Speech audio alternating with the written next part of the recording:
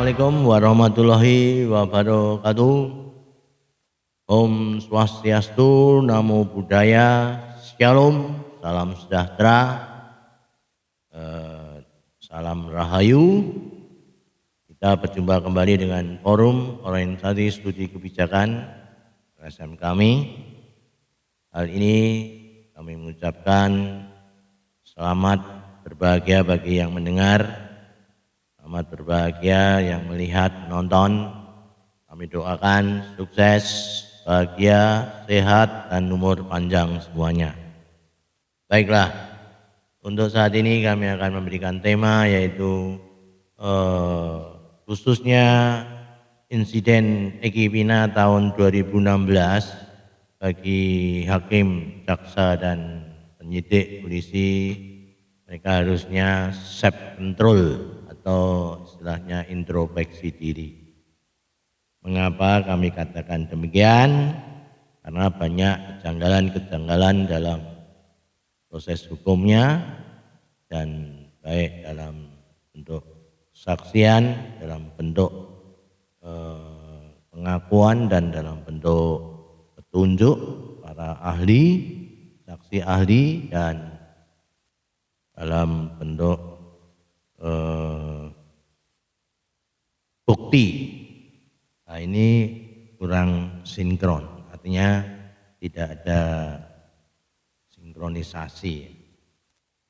Oke, kami melihat dampak dari putusan hakim tahun 2016 di sidang pengadilan Cirebon. 8 yang mengalami terpidana, yaitu Peggy Setiawan, Saka Tatal, Liga Akbar, Adi, Gaya, Sudirman, Ripaldi, dan Supriyanto. Mereka adalah yang mengalami di penjara dan mengalami susah. Itulah akibat putusan dari pengadilan. Walaupun itu sudah inkrah secara yuridis hukum, tapi namanya manusia tetap mengalami tempat salah dan lupa. Jadi kami hanya suatu controlling bagi mereka. Dan kami mengamati yang terpidana yang mengalami di penjara itu, mereka kelompok the have not, mereka kelompok yang tidak punya, mereka miskin. Dan yang kedua, dan mereka kalau masih muda di penjara sama halnya mereka sudah tidak punya harapan. Hidup jadi gelap. Karena apa? Masa muda hanya di penjara dan putusannya selama hidup di penjara. Putusan hukuman selama hidup, bayangkan. Itu bila terjadi pada kita yang mengalami anaknya masuk penjara selamanya putusan hakim itu, dunia akan jadi gelap untuk mereka. Kasihan. Dan kami di sini selaku LSM mengamati itu rasa kasihan, dan mereka dituduh sebagai pembunuh dan menjadi geng motor Moonraker. Faktanya mereka itu kelompok miskin, the have not, dan mereka itu tidak punya sepeda motor dan tidak masuk akal kalau kami lihat. Mengapa?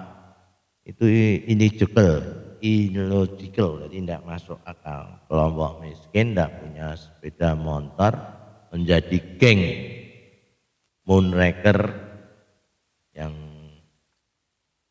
menyerang kelompok geng XTC, itu tidak cocok. Kami dalam hal ini kita harus berjuang untuk memperjuangkan keadilan, kebenaran. Kita harus amar ma'ruf nahi mungkar. Suatu kehidupan tidak boleh kita itu menerima kekalahan karena ketidakkeadilan. Ini kita harus punya jiwa amar ma'ruf nahi mungkar. Lawan kebatilan, lawan kejahatan. Kalau dunia sudah dikuasai kelompok-kelompok itu, wah bahaya. Kita sebagai pejuang-pejuang keadilan kebenaran harus berani menegakkan itu. Ya, para penonton, para pendengar, mari kita berjuang untuk 8 terpidana supaya bebas dari penjara. Nah, ini jadi kita melihat itu seperti kasus-kasus itu kalau dilihat secara awalnya seperti Bapak Rudiana mengambil alih untuk menyidik itu Bapak Rudiana itu tanpa sprindik itu surat perintah pemeriksaan penyidikan ya dari Kapolres itu sudah melanggar, artinya tidak cocok dengan undang-undang kepolisian, sudah tidak boleh. Yang kedua, dalam penyidikan itu para terpidana, 8 terpidana yang kami sebutkan tadi itu tanpa pendamping pengacara, itu ya tidak cocok. Mengapa? Karena dalam hukum itu KUHP itu kalau ancaman hukuman di atas 5 tahun itu harus didampingi pengacara atau kuasa hukum. Ini sudah tidak pas. Jadi secara prosedur awalnya sudah tidak pas. Kemudian ada tambahan lagi bukti kalau dalam Undang-Undang KUHP pasal 183 bahwa pengadilan suatu hakim bisa memutuskan bila ada 2 alat bukti. Di situ dalam BAP-nya berita acara pemeriksaan itu tidak ada 1 sidik jari. Misalkan pegang bambu itu harus ada sidik jari untuk memukul korban. Ada samurai itu yang megang siapa harus ada sidik jari. Itu tanpa sidik jari. Misalkan itu pemerkosaan, dianggap pembunuhan dan perkosaan, itu harus ada tes DNA. Tes DNA enggak ada, sidik jarinya enggak ada. Terus kemudian tanpa seperti SCI, Scientific Crime Investigation, tidak ada alat bukti sepertinya HP harusnya dibuka, saat itu sudah ada HP dan ada CCTV harusnya dibuka. Itu kalau fairness, artinya kita dalam jadikan secara fair itu harusnya dibuka. Jadi dalam bukti saja sudah tanpa bukti forensik maupun scientific crime investigation-nya tidak ada, itu sudah tidak menjanjikan untuk memutuskan perkara. Kemudian dalam saksi, seperti saksi yang dilihat oleh AF itu dalam jarak 100 meter itu ya impossible kalau melihat dalam situasi malam. AF bisa melihat kejadian dipukul, dibunuh oleh 8 orang. Kesaksiannya berbeda, kalau Dede saksiannya melihat 5 orang, kalau AF melihat 8 orang. Itu ya sudah kurang pas, harusnya kompak. Kalau 8 orang ya 8 orang semua, itu kan tidak kompak. Itu dalam bentuk saksi itu sudah tidak pas. Dalam Undang-Undang KUHP pasal 1 bab 1 Undang-Undang nomor 8 tahun 1981 itu kalau secara yuridis hukumnya saksi itu harus melihat, merasakan dan mendengar. Itu seperti jarak 100 meter itu tidak mungkin akan melihat secara positif. Karena apa? Normatif manusia menurut dokteran itu, dokter mata itu harus normatif bisa melihat itu dalam jarak 8 meter. Tapi itu 100 meter itu kan impossible. Itu tidak sesuai dengan Undang-Undang KUHP pasal 1 bab 1 Undang-Undang nomor 8 tahun 1981. Itu sudah menyalahi undang-undang. Jadi saksi AF, DD sama Liga Akbar itu tidak melihat secara konkret dan normatif. Dan apalagi dalam persidangan DD itu tidak hadir dan tidak disumpah, apa bisa kuat. Dan ini sekarang malah DD dan DD dan Liga Akbar mengundurkan diri, mencabut keterangannya karena merasa mereka berbuat kepalsuan. Ini dari secara saksi sudah tidak benar, secara bukti saintifik ya tidak benar, tidak sesuai pasal 183 KUHP, dan pengakuan 8 terpidana itu dalam BAP-nya tidak mau tanda tangan. Karena apa? Mereka dipaksa suruh mengaku, mereka tidak tanda. Jadi dalam bentuk pengakuan saja mereka tidak mau dan suruh tanda tangan tidak mau. Itu jadi secara yuridis formal keseluruhan bahwa putusan hakim itu harus didasari 4 aspek. 1, bukti, saksi, pengakuan, dan petunjuk ahli. Nah itu sudah tidak pas semua. Bukti yang tidak cocok, melanggar pasal 183, saksi yang tidak pas, melanggar Undang-Undang pasal 1 bab 1 Undang-Undang nomor 8 tahun 1981. Dari pengakuan mereka tidak mengaku 8 terpidana, dan bahkan mereka disiksa supaya ngaku oleh para polisi penyidik. Ada yang disuruh minum air kencing, ada yang di staples kupingnya, ada yang ditutup gembok kepalanya, ada yang disetrum, ada yang kali lupa saya. Pokoknya ngeri deh. Penyiksaannya biadab di luar peri kemanusiaan. Jadi secara bukti, saksi, pengakuan sudah tidak pas. Petunjuk para ahli ya banyak yang membuat statement kejanggalan-kejanggalan dalam persidangan itu. Jadi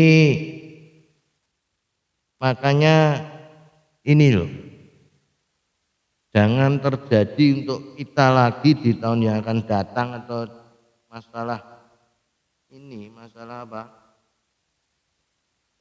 Pengadilan yang memutus hingga menjadi korban para pelaku. Mengapa? Karena ini Indonesia itu negara hukum. Jadi semua itu harus dilihat faktor hukum, jangan dipengaruhi oleh mafia hukum atau karena faktor duit, faktor penguasa, faktor no viral no justice itu tinggalkan. Kita tetap pegang pada negara Indonesia, negara hukum, maka hukum harus ditegakkan. Jangan dipengaruhi oleh macam-macam itu seperti faktor duit, faktor penguasa, faktor no viral no justice. Ini kalau semacam itu Indonesia tidak akan maju karena meletehkan hukum. Maka ini kami berharap peristiwa insiden Eki Pina 2016 lepaskan khususnya 8 terpidana. Jangan menjadi korban ketidakadilan. Dan kami mengharap pula khususnya Komisi Yudisial, yaitu yang mengawasi hakim, itu harusnya proaktif, dan pengawas jaksa harusnya proaktif pada jaksa. Mengapa jaksa, hakim, polisi saja tidak tahu bahwa semua itu harus didampingi pengacara dalam aturan KUHP, itu tidak dilaksanakan. Dan bahkan dalam bentuk pengakuan polisi menyiksa itu sudah melanggar pasal 351.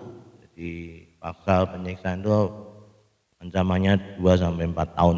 Jadi tidak boleh seperti korban terpidana 8 yang menjadi korban. Ini dari pengakuan PK, berita di PK peninjauan kembali PK 6 terpidana. Demikian, itu harus diselesaikan secara yuridis, jadi menghukum atau mencari keputusan pengakuan tuh polisi harus harus tahu ilmu jiwa, ilmu hukum, psikologi hukum tuh tahu sehingga bisa menarik para terpidana bisa mengaku bukan karena dipukul, disiksa, diajar, dari bedil sampai alat apa itu peluru karet, ada bekas-bekasnya dalam persidangan ditunjukkan, itu tidak pas. Jadi harus diselesaikan.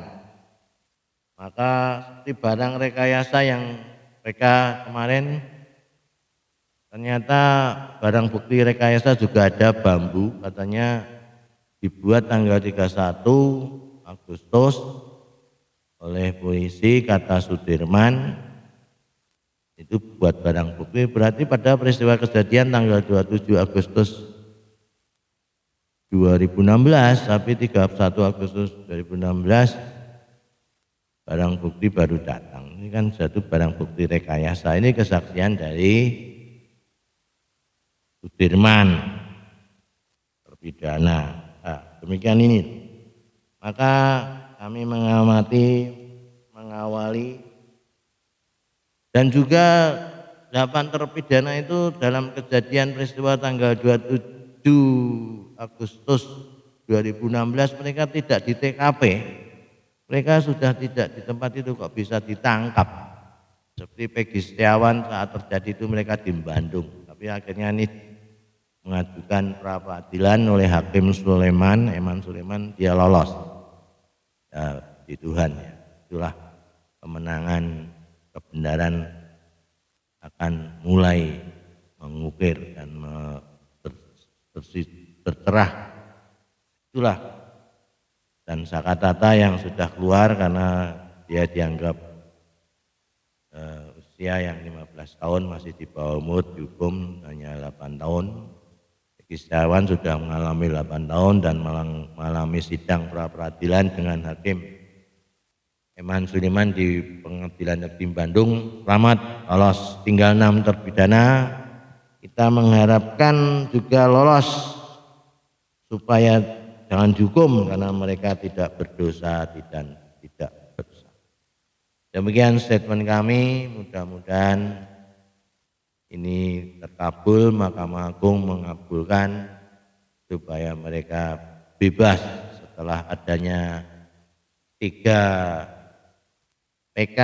Pertama PK Sakatata, kedua PK 6 terpidana. Dan ya itu aja ya. Dan ini mudah-mudahan putusan Hakim Mahkamah Agung secepatnya memutuskan 6 terpidana bebas dan kita berbahagia, semoga hukum di Indonesia tegak dan kita melawan kebatilan, kita berjuang untuk amar ma'ruf nahi mungkar. Demikian kami akhiri. Waalaikumsalam warahmatullahi wabarakatuh. See you again.